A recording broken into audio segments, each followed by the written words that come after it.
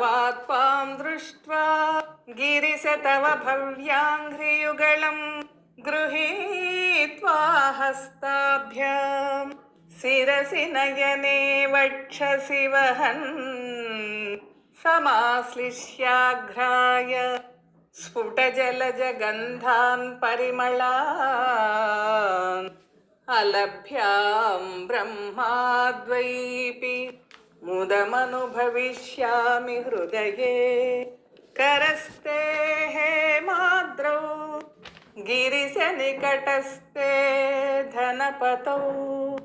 गृहस्ते स्वर्भूजामर सुरभिचिन्तामणिगणे शिरस्थे सीतांशो चरणयुगलस्तेऽखिलशुभे कमर्थं दास्येऽहं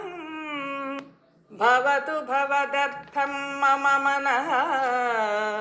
सारूप्यं तव पूजने शिवमहादेवेति संकीर्तने सामीप्यं शिवभक्ति धुर्यजनता साङ्गत्य सम्भाषणे सालोक्यञ्च चराचरात्मकतनुध्याने भवानीपते सायुज्यं मम सिद्धम् अत्र भवति स्वामिन्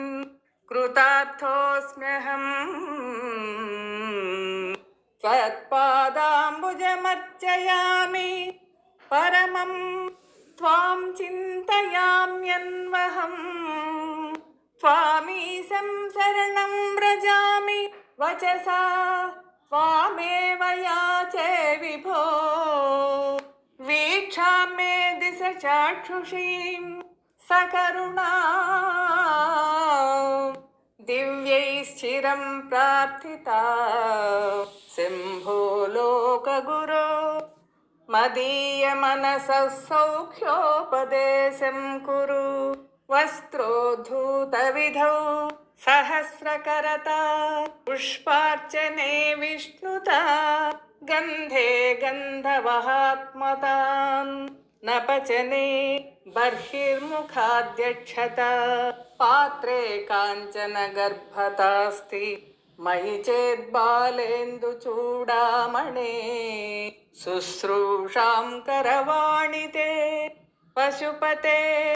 स्वामिं स्त्रिलोकी गुरो